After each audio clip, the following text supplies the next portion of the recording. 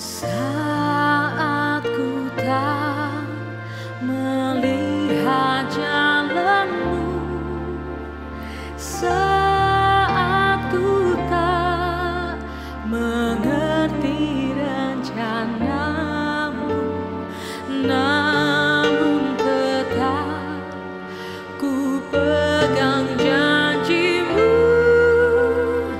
Pengharapanku hanya padamu.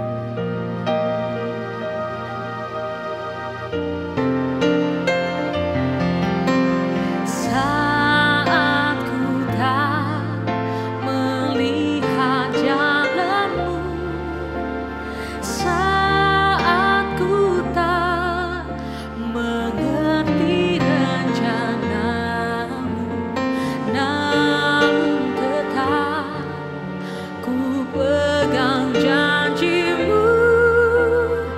Pengharapanku hanya padamu.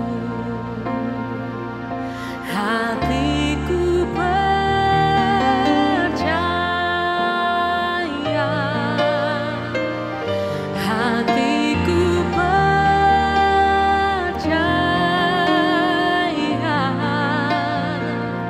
hatiku percaya,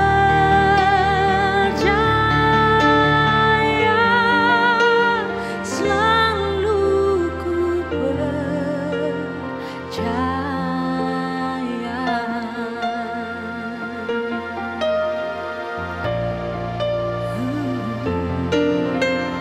saat ku tak melihat jalanmu, saat ku tak mengerti rencanamu, namun tetap ku pegang janjimu.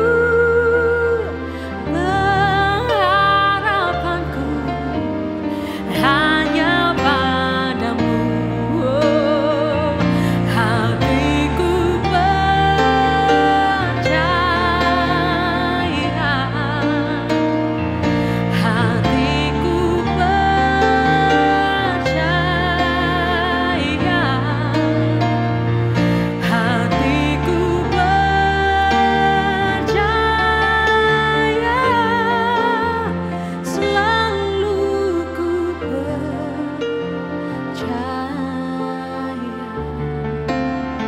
selalu ku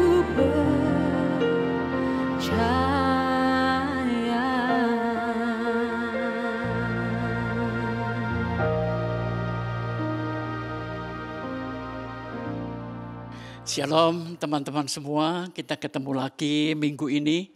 Gimana kabar selama seminggu? Saya harap semuanya baik.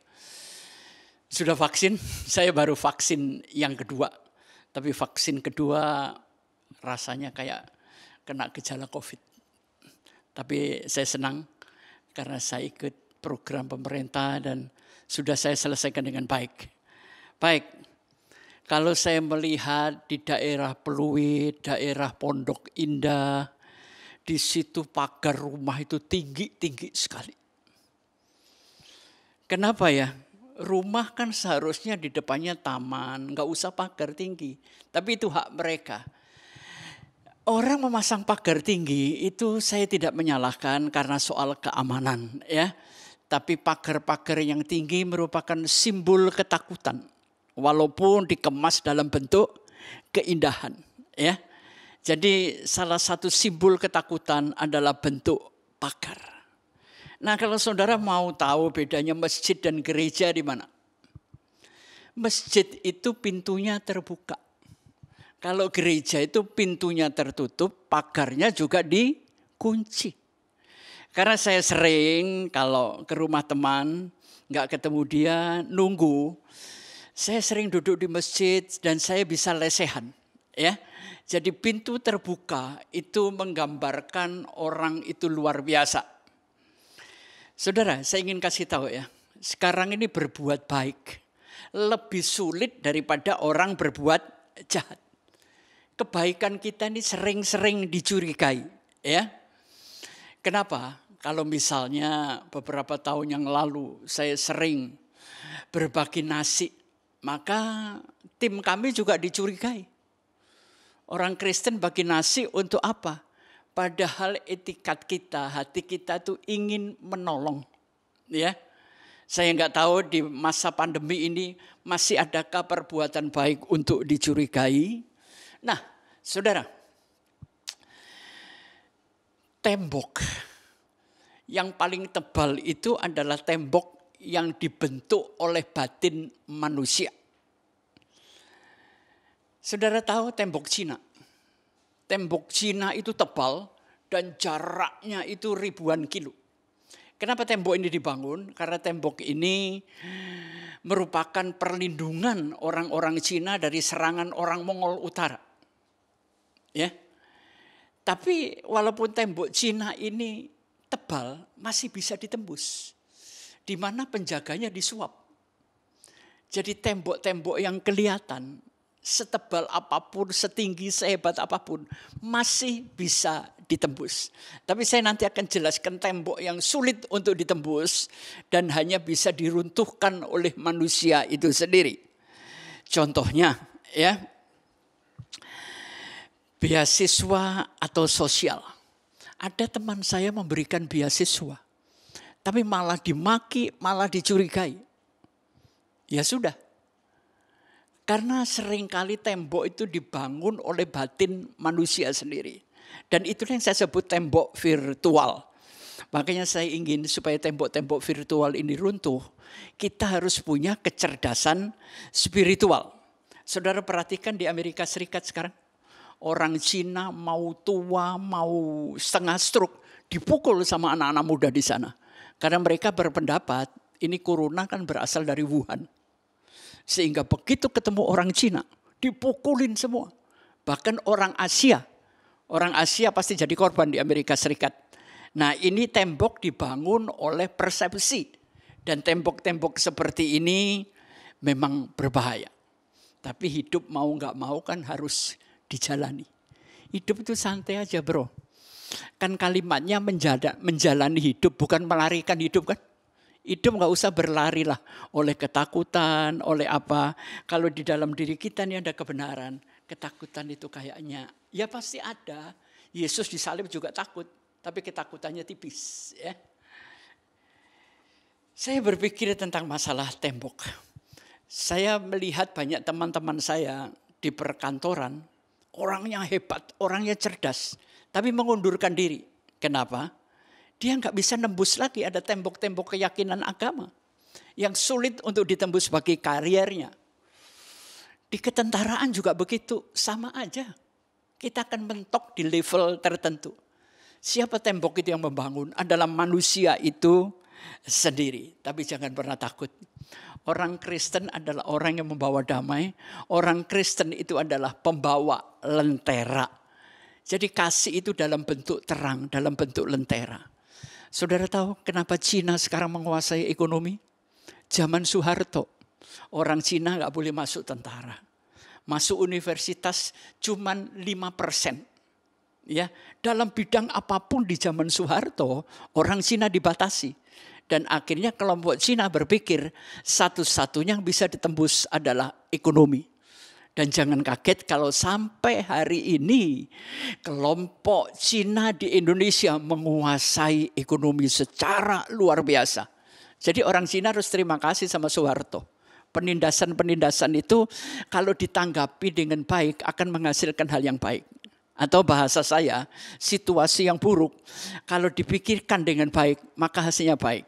Situasi baik, tapi kalau kita punya persepsi yang buruk, hasilnya akan buruk. Ya, jadi saya ingat firman Tuhan yang Tuhan katakan, sebetulnya agama kita ini apa sih? Saya menilai agama seseorang, saya lihat dia bagaimana caranya dia memperlakukan orang lain. Memperlakukan pembantu, memperlakukan sesama, memperlakukan anak, memperlakukan pasangan. Di situ saya akan menghormati nilai-nilai keyakinanmu. Ya, bagaimana engkau memperlakukan orang lain seperti engkau ingin diperlakukan. Masih ingat teman-teman? Satu lagu dari A.T. Mahmud, zaman kita kecil dulu. Pelangi-pelangi alangkah indahmu. Saudara tahu pelangi itu awalnya muncul pertama dari siapa? Karena hujan kena matahari, itu kan cerita teknologi. Padahal pelangi muncul pertama dalam sejarah Nabi Nuh. Ya, Tuhan berkata mengikat janjinya kepada manusia, aku tidak akan menghukum lagi dengan air bah. Dan sebagai tanda aku akan memberikan pelangi.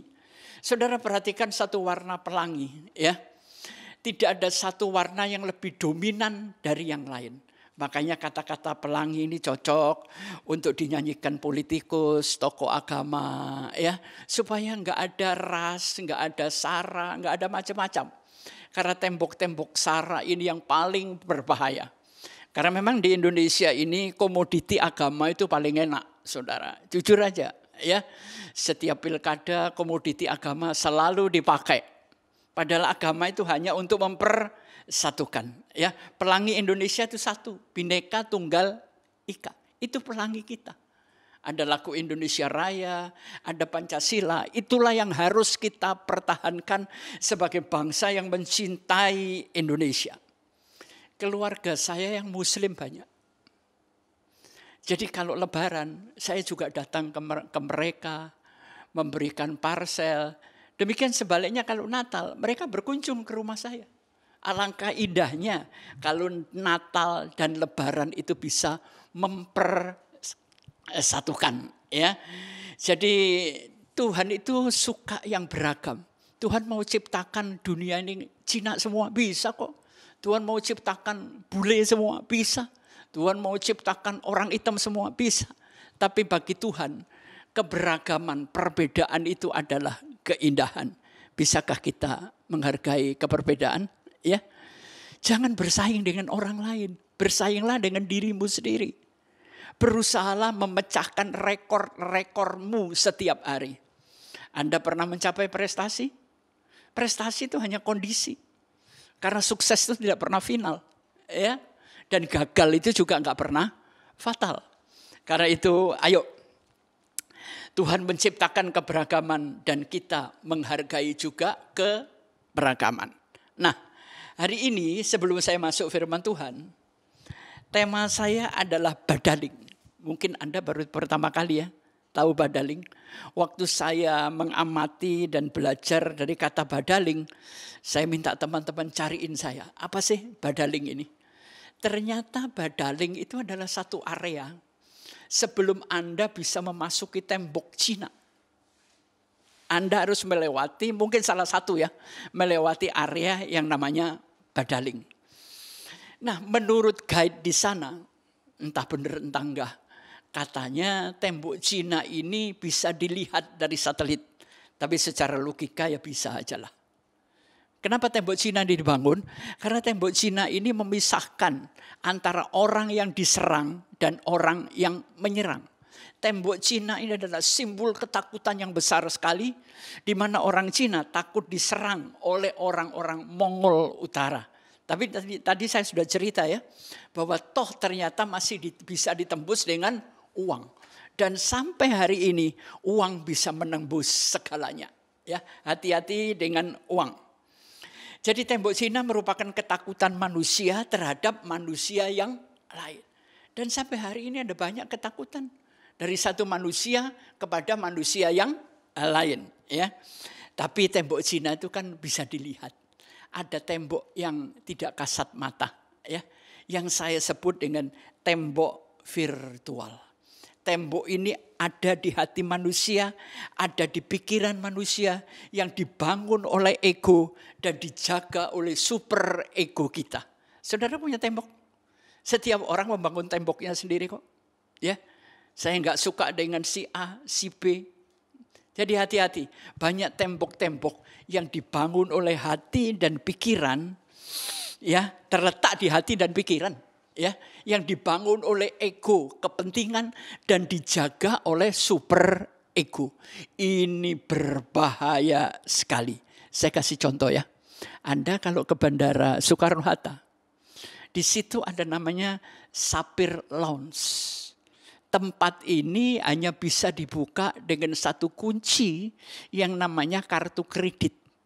Tapi harus warna gold atau platinum. Kalau Anda nggak punya kartu itu, Anda nggak boleh masuk. Bukankah ini dibangun oleh manusia sendiri? Ya, di situ adalah orang-orang. Kenapa sih orang-orang ini suka membangun tembok? Karena bangunan tembok ini menjadi ladang bisnis. Ya, di gereja kadang-kadang orang yang bisa dekat dengan Pak Gembala bisa duduk di ring 1. Wah, ini punya kelas platinum, bro. Kalau cuma kartu kredit biasa nggak kepake duduk di samping Pak Gembala, ya. Jadi ini berbahaya. Jadi ladang-ladang tembok ini menjadi ladang bisnis yang luar biasa. Kelas-kelas tertentu. Kalau dulu itu masih rendah, birokrasi, ya kan? Tapi kalau sekarang enggak. Tembok virtualnya makin kencang, ya. Jadi hati-hati. Di kantor pun ada ring 1, ada ring 2, ya. Sedangkan ring yang di tangan Anda aja cerai. Jadi hati-hati saudara, jangan suka ring-ringan lah. Di depan Tuhan semua manusia itu sama semua. Ya, Yesus itu tidur makan berak bersama muridnya loh. Selama 3,5 tahun sampai dia disalib. Tidak ada perbedaan antara Yesus dengan muridnya. Sekarang kita untuk menembus saja susahnya setengah mati. Masih lebih mudah nembus Jokowi daripada nembus Pak Gembala, ya. Di gereja juga ada kursi paling depan. Ada kunci birokrasi, ya. Di gereja masih terdapat perbedaan antara miskin dan kaya, ya. Jadi hati-hati. Kita ini adalah arsitek membangun tembok-tembok raksasa. Padahal Tuhan minta semuanya itu sama. Kenapa? Karena perbedaan inilah akan menjadikan manusia punya kelas yang berbeda. Saudara senang kan? Kalau dijulukin orang punya kelas yang berbeda. Nah, orang suka keperbedaan. Padahal Tuhan suka kesamaan. Berarti kita menentang kehendak Tuhan dong. Tata sila atau tokromo dengan perbedaan itu beda loh. Misalnya seorang pembantu, ya jelas jangan duduk di kursi tuan lagi nonton TV dong. Itu tata kromo, bukan perbedaan. Tapi makan juga makan, sama ya. Nasi juragan, nasi pembantu, ikan juragan, ikan pembantu. Tapi tata sila harus tetap dijaga. Karena nggak salah juga. Kadang-kadang ada manusia dibuka pintu malah ngelamak katanya orang Jawa. Nggak kenal toto kromo, terus seenaknya. Ini juga nggak boleh seperti itu. Ya, saya kasih contoh. Gembala saya Pak Paulus masih muda kok. Kalau di luar ya saya panggil Paulus. Sama kayak anak saya kok. Tapi waktu dinas saya harus hormat. Kita harus menghargai, birokrasi itu juga diperlukan. Ya, tapi birokrasi bukan untuk membuat pintu-pintu menjadi lebih tebal. Birokrasi bukan untuk membedakan kelas 1 dan kelas 2. Birokrasi adalah tatanan yang diatur oleh sebuah sistem. Ya, banyak orang yang tidak kalah, tapi dikalahkan oleh tembok virtual, saudara. Ya, sekali lagi, banyak orang yang sebetulnya tidak kalah, tapi dikalahkan oleh tembok virtual. Ya, kenapa main golf itu lebih berkelas daripada main sepak bola dan main badminton? Walaupun pengunjungnya lebih banyak sepak bola dan badminton. Karena main golf ini adalah kelas tertentu.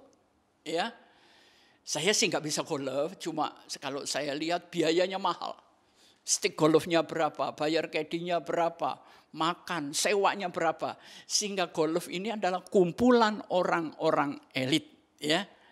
Main boleh elit, tapi kalau mentalnya nggak elit juga percuma buat saya.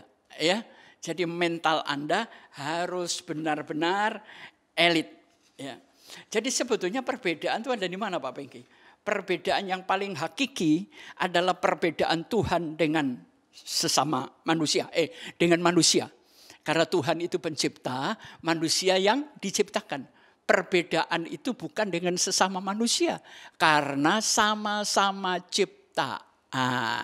Ya, tapi dunia sekarang sudah menjadi begini, terus gimana Pak Pengki? Anda jangan nambah satu orang. Kalau Anda memperlakukan orang sama dengan keadaan dunia sekarang, Anda menambah satu orang lagi di dunia. Makanya saya pernah ngomong, kalau seandainya saudara diangkat jadi wali kota atau gubernur, gimana ngurangi kemiskinan? Saudara jangan ikut miskin. Ya, maka di Indonesia kurang satu orang miskin. Keadaan di sini sudah jangan ditambah Anda. Kalau Anda menambahkan nanti tambah banyak satu orang. Ya, jadi kita adalah pembawa lentera, kita adalah pembawa terang. Dan sebelum saya masuk firman Tuhan, kenapa akhir-akhir ini ya, zaman saya kecil saya nggak dengar arti kata tsunami, corona dan macam-macam. Inilah. Kalau alam sudah bekerja, maka perbedaan itu hilang. Corona itu nggak peduli orang hebat, orang kaya, orang cantik, orang jelek.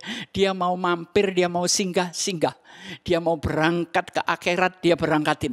Ya, jadi ayo saudara.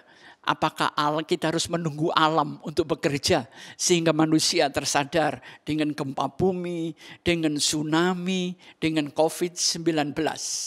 Nah, sebelum saya masuk ke dalam firman Tuhan, ada satu kalimat dalam firman Tuhan berkata, siapakah sesamaku manusia? Lantas saya berpikir, kalau siapakah sesamaku manusia berarti standar itu ada di saya. Orang harus mengikuti standar saya. Makanya dalam hidup saya rubah. Bagaimana aku bisa menjadi sesamaku. Ukurannya adalah orang lain. Misalnya suami istri kalau ribut, ya kita tukar tempat lah. Kenapa kok suamiku marah? Kenapa kok istriku marah? Kenapa anakku marah-marah? Kalau kita bisa tukar tempat, ini melebihi kata empati. Jadi mari, saya dengan siapapun, saya bukan siapa-siapa, saudara. Ya, nggak ada yang lebih besar. Pendeta, ya juga manusia lah. Di rumah bisa konflik, di jalan bisa berkelahi. Jadi tolong gak usah mendewakan pendeta, biasa-biasa aja ya. Tapi biarlah pendeta jadi panutan, ya, firman-Nya menjadi renungan, menjadi lentera buat hidup kita. Nah, bagaimana caranya meruntuhkan tembok? Tuhan Yesus sudah mengajarkan. Tembok sudah dibangun bertahun-tahun, ratusan tahun. Tapi Yesus punya cara, nggak usah pakai alat berat, nggak usah pakai kekerasan. Kita melihat cara Tuhan Yesus bagaimana meruntuhkan tembok. Ada 5 langkah. Ya. Yang pertama terdapat di dalam Yohanes 4 ayat 9. Maka kata perempuan Samaria itu kepadanya, masakan engkau seorang Yahudi minta minum kepadaku seorang Samaria? Sebab orang Yahudi tidak bergaul dengan orang Samaria. Pemimpin yang namanya Yesus memang menjadi panutan, benar-benar keteladanan. Dia justru orang Samaria itu disebut orang Samaritan, di mana orang Samaritan ini ada karena kawin campur antara Yahudi dengan orang-orang Samaria. Itu namanya orang Samaritan. Dan ini dianggap oleh orang Yahudi manusia kelas 2. Dan si ibu ini waktu dimintai minum, dia sendiri juga sudah terbangun temboknya. Jangan bergaul dengan orang Yahudi. Kita orang Jawa, gak boleh bergaul dengan orang Cina. Kita orang Kristen, gak boleh bergaul dengan Muslim. Kita orang Hindu, jangan bergaul dengan Buddha. Agama bukan merupakan tembok yang memisahkan. Tapi agama itu adalah mempersatukan. Kepada keluarga saya yang Muslim, setiap lebaran saya ucapkan. Gak ada salahnya kok. Wong kita sebuah keluarga. Ya. Jadi di sini Yesus pertama meruntuhkan tembok paling berat. Masakan orang Yahudi minta minum dari orang Samaria. Tindakan pertama adalah pendekatan. Jangan kita fobia dulu. Ya. Kristen fobia sama Muslim, Muslim fobia sama Kristen. Enggak perlu. Ya, Hindu fobia sama Buddha, Buddha fobia sama apa lagi. Itu tembok-tembok ketakutan. Tembok yang sebetulnya enggak kelihatan. Kita bangun dari perasaan kita. Ya.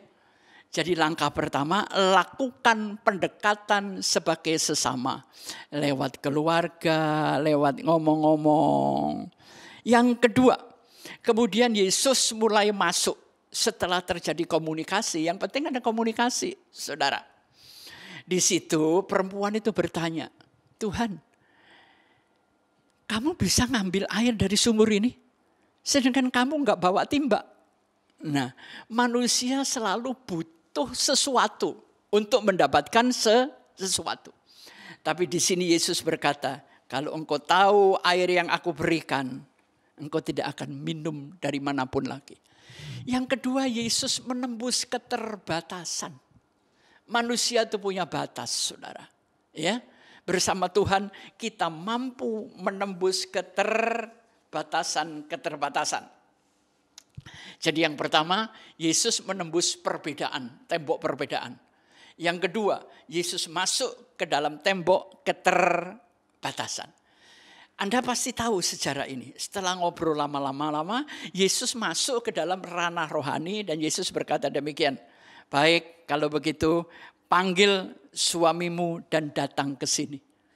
Perempuan itu kaget. Aku punya 5 suami. Dan yang sekarang pun bukan suamiku. Di sini Yesus mulai menembus tembok kepribadian. Ya, jadi langkah pertama menembus tembok perbedaan.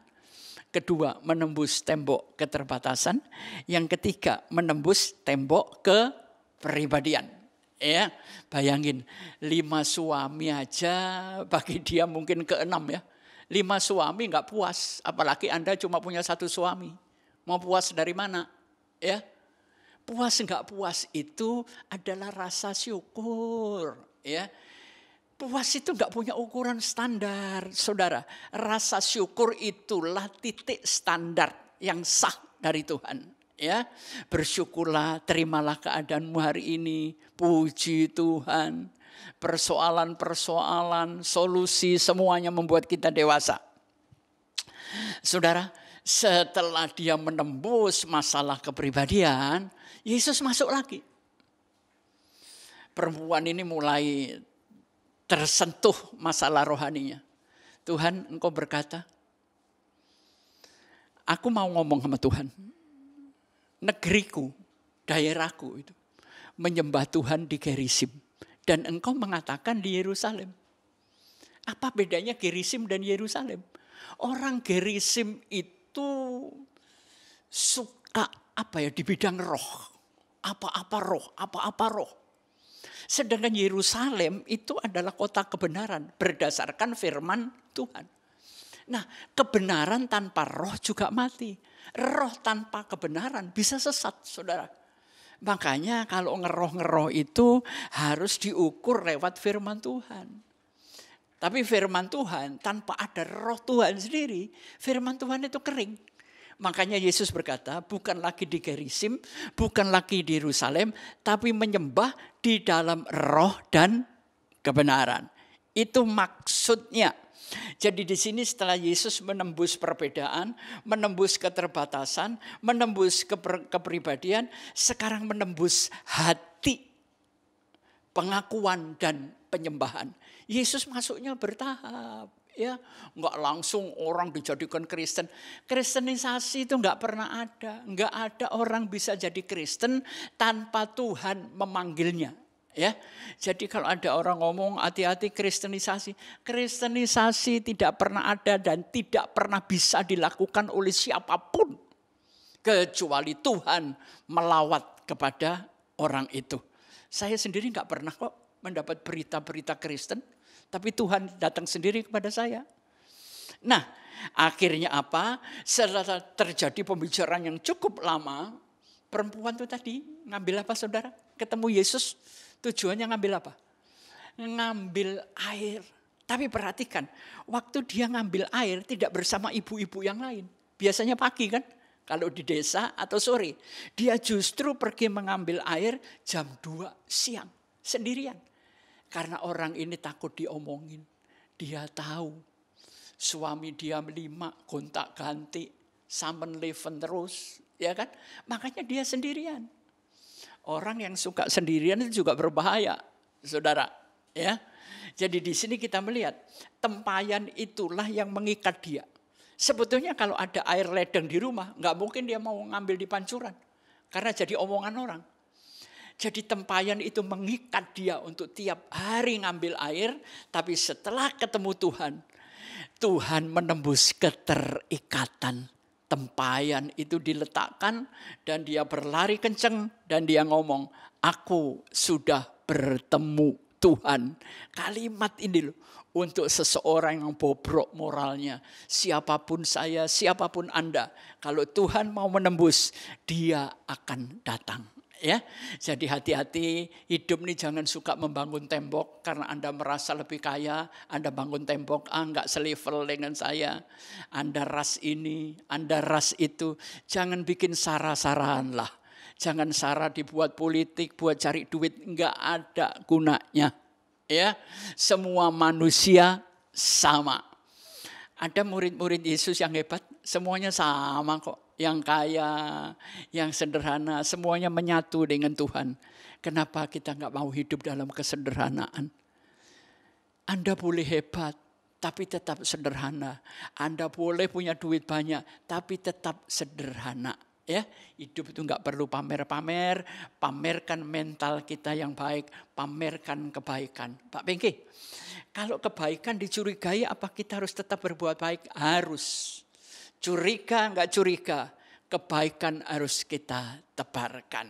Nah, zaman sekarang ini manusia ini membangun tembok dengan cara apa? Anda lihat gambar di sebelah. Manusia membangun tembok dengan cara memakai topeng. Saya biasanya kalau lewat di Kelapa Gading ada putaran. Di situ ada apa namanya ya, topeng monyet. Nah, topeng ini lucu, pakai topeng manusia, terus pokoknya sikapnya kayak manusia, lucu sekali. Padahal kalau topengnya dicopot, dia tetap monyet. Nah, ada berapa topeng di dalam hidup ini? Topeng itu gunanya untuk apa, Pak Pengki? Topeng itu untuk menjadikan kita punya citra diri, konsep diri, dan jati diri. Seolah-olah topeng itulah saya. Citra diri itu apa Pak Pengki? Gini, bagaimana cara saya memandang diri saya, bagaimana cara Tuhan memandang saya, dan bagaimana cara orang lain memandang saya. Ya, itulah citra diri, konsep diri, dan jati diri. Nah, topeng yang pertama, gambar yang ketiga Anda perhatikan adalah topeng kepemilikan. Saudara, kadang-kadang di gereja saya perhatikan ada orang masuk gereja, satu badan itu bisa 1-2 M yang dipakai. Liontin berliannya, tasnya, sepatunya, pakaiannya bisa mencapai 1 miliar. Ya, jadi kalau yang ditenteng tasnya bermerek Hermes itu sudah lebih dari 1 M, belum liontinnya. Kenapa orang ini pakai topeng itu? Menunjukkan kemewahannya untuk menutupi kekurangan dan kelemahan dirinya. Dia kehilangan percaya diri. Ya. Topeng yang kedua, topeng apa? Topeng intelektualitas. Ya. Orang ini suka bergaya sebagai orang pinter. Ya. Semua serba tahu. Semua serba tahu. Walaupun dia nggak tahu apa-apa. Sehingga orang menjadi segan. Padahal dia sebenarnya rada-rada bodoh, rada-rada pikuk, saudara. Tapi dia pintar menampilkan. Dia punya banyak pengetahuan. Topeng yang ketiga, topeng apa? Topeng sosial. Ini banyak dipakai orang, saudara, topeng sosial ini. Bantu sana, bantu sini. Ya. Saya pernah ke satu gereja di Surabaya. Saat itu hari Natal, saya pengen pinjem tim kulintang dari gereja itu. Nggak boleh saya sebut nama. Waktu sampai di sana, saya lihat, wah gerejanya megah sekali. Terus ada batu marmer. Gereja ini diresmikan dan dibangun oleh X pada tanggal sekian. Terus saya tanya, Pak, yang bangun X ini Pak ini? Iya Pak Bengki. Hah? Kaget saya. Karena yang membangun ini, maaf kata, istrinya 8. Satu rumah lagi. Tapi membangun gereja yang nggak apa-apa. Daripada istri satu aja nggak pernah bangun gereja kok. Tapi bukan berarti istri 8 bangun gereja, bener ya kan. Inilah topeng-topeng sosial ya, berderma kesana kemari untuk sebuah kepentingan dan sebuah tujuan. Yang kelima di sini Anda lihat ada topeng moral. Wah, ini paling gak banyak ini. Di gereja paling banyak, saudara. Orang yang sok suci, sok kudus, bahasa lidahnya kenceng sampai kayak orang gak punya lidah, ya kan? Tapi dibalik semuanya, karena saya pernah ngelihat dengan mata kepala saya sendiri, gara-gara parkir, ya. Waduh, kebetulan saya di belakang ibu ini, bahasa lidahnya minta ampun sampai saya nggak ngerti, ya. Tapi waktu diparkir, gara-gara mobil yang satu belum keluar, itu mobil orang digeblok-geblok, bannya ditendanginnya sakit sendiri. Terus saya mikir, ngapain lu tadi nyembah kayak malaikat gitu. Tapi di luar baru setengah jam. Itu saya nonton dengan mata kepala saya sendiri, ya. Jadi jangan pernah melihat orang moralnya dari penampilan, ya. Saya beli resep satu. Ini saya dapat resep dari teman saya, ya. Hati-hati dengan laki yang terlalu baik. Laki yang terlalu baik itu jahat yang minta ampun. Waktu saya dapat tips ini, coba saya selidiki. Bener. Orangnya sangat santun. Hati-hati pokoknya. Sesuatu yang gak wajar dan waras itu perlu diperhatikan. Hati-hati ya dengan topeng moral. Jadi Kristen yang waras-waras sajalah. Gak usah overacting. Ya. Ini najis, itu najis. Waduh, ini dunia, ini rohani, ini sekuler. Gak ada, dunia ya dunia. Rohani juga ada di dunia. Kita ini adalah makhluk fisik, makhluk rohani yang jalan di dunia fisik. Ya kalau Anda nggak mau dunia ya mati aja, keluar aja dari dunia. Saya nggak suka ada orang, wah itu orang dunia. Lah saudara orang di mana? Rumah Teluk Gong. Ngomong nggak di dunia lagi. Di mana? Akhirat. Jadi berpikir yang waras, ya, yang normal. Nah, ada lagi namanya topeng impresif. Apa? Saudara pernah tahu iklan? Kesan pertama menentukan kesan selanjutnya, terserah Anda. Ini topeng-topeng penipuan banyak ini saudara. Sewa rental pakai mobil mewah, ya, makan meeting di restoran kelas 1. Ini menimbulkan kesan. Kesan itu bukan dari situ. Saya baru mau mengakui orang itu baik atau tidak setelah dia jadi tetangga saya. Ya, cobalah Anda jadi tetangga pendeta dulu 6 bulan. Nanti Anda tahu kok. Ya. Jadi topeng impresif ini sangat berbahaya. Orang yang suka menimbulkan kesan-kesan tertentu. Yang selanjutnya, yang ke-8 adalah topeng jabatan. Ini nggak perlu saya jelaskan lah. Orang-orang yang nggak usah gitu, kembali aja. Pendeta aja kadang-kadang jabatannya sudah kayak bupati. Bupati ketoprak kali. Iya kan? Kita ini kacungnya Tuhan bro. Ya sekali lagi teman pendeta Anda itu kacungnya Tuhan. Jangan sok jadi pejabat. Saya ngelihat ada pendeta tuh. Kamar mandi dikawal. Jalan dikawal. Apa-apaan sih? Kayak gak punya iman aja. Ya. Saya bukan pendeta yang baik. Saya ini oceluk saudara. Saya ini rakyat biasa. Ya. Saya nggak punya gelar pendeta kok. Tapi karena semua manggil saya pendeta. Ada yang pastor dari mana lah. Padahal pastor itu harus sekolah seminari dulu loh. Ya, baru dapat gelar pastor. Sekarang lahir jerot udah pastor. Saya juga pusing kok. Tapi sudahlah. Itu sudah berjalan. Hati-hati dengan topeng jabatan. Saya perhatikan gini. Jemaat itu kalau masih jadi jemaat, aduh baiknya minta ampun. Begitu dikasih jas bro, sama pakai dasi, waduh langsung pelantikan bupati ketoprak semua. Jadi beda, aneh kan? Ya. Nah setelah topeng jabatan, ini yang saya suka saudara. Saudara suka enggak? Topeng seksualitas, ayo siapa? Saya mau tanya. Sensual sama seksi itu Anda suka mana? Ayo, Fit. Sensual sama seksi. Ya, sensual itu orangnya nggak buka-bukaan, enggak loh. Pakaiannya sopan, tapi itu mukanya muka apa ya, muka narik gitu loh, muka manggil, sini gitu loh.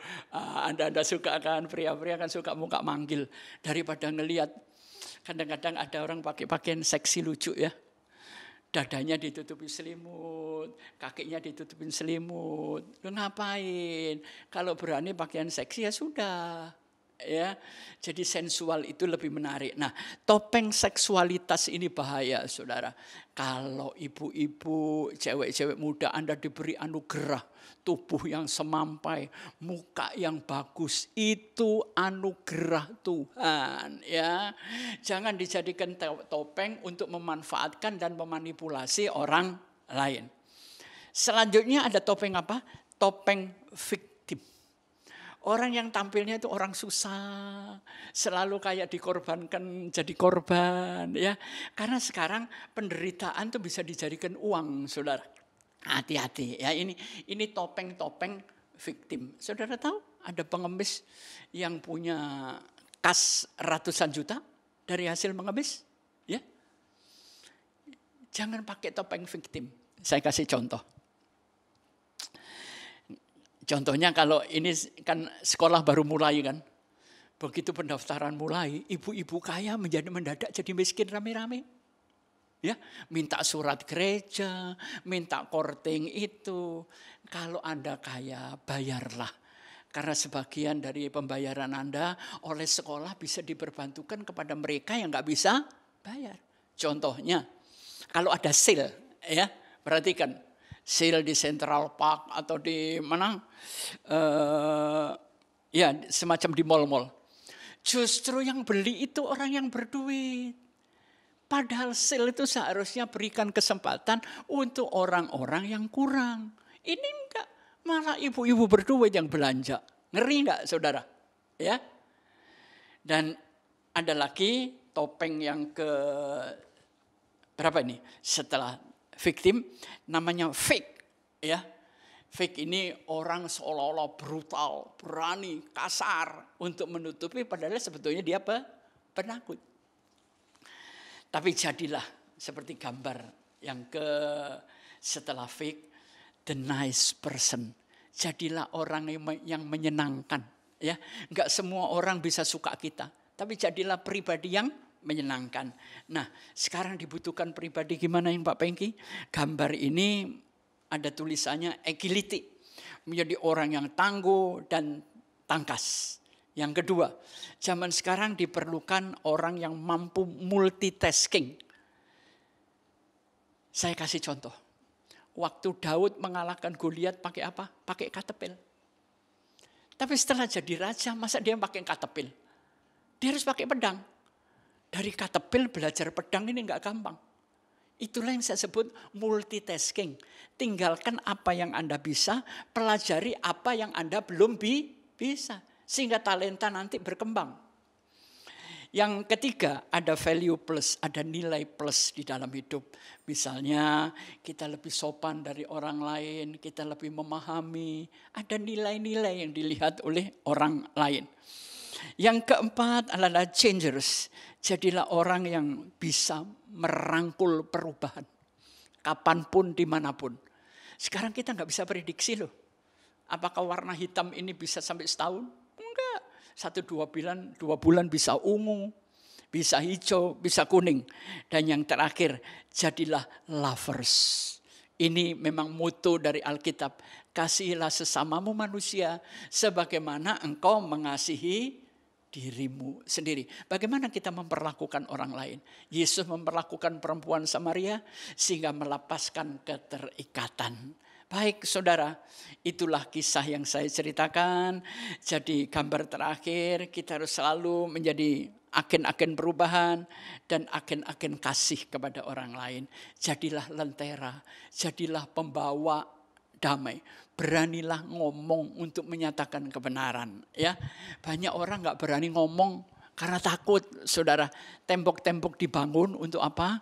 Untuk simbol ketakutan dari manusia satu kepada manusia yang lain. Mari kita runtuhkan tembok ini dan kita bangun satu kesatuan.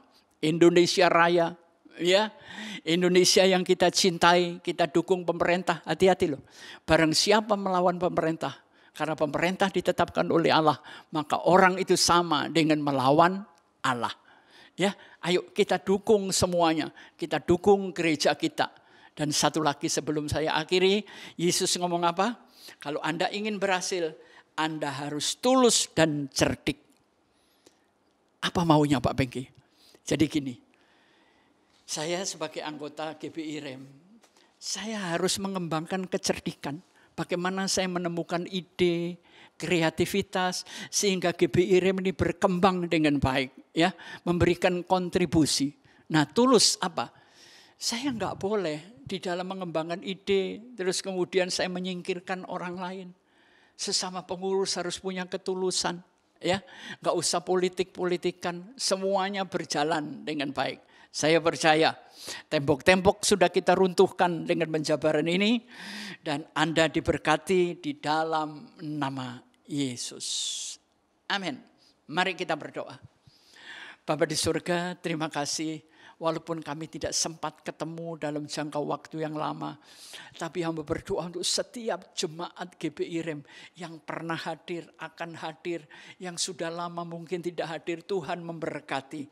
Yang sakit Tuhan sembuhkan, yang kekurangan ekonominya Tuhan buka jalan, semuanya. Gembala sidang kami dengan keluarga, semua pengurus, sekretariat, departemen apapun, pemuda, anak, Departemen PW, Tuhan memberkatinya, khususnya Departemen Medsos ini, Tuhan memberkati. Terima kasih Bapak, pertemukan kami di minggu yang akan datang lewat YouTube ini, di dalam nama Bapa, Putra dan Roh Kudus, di dalam nama Tuhan Yesus Kristus. Amin.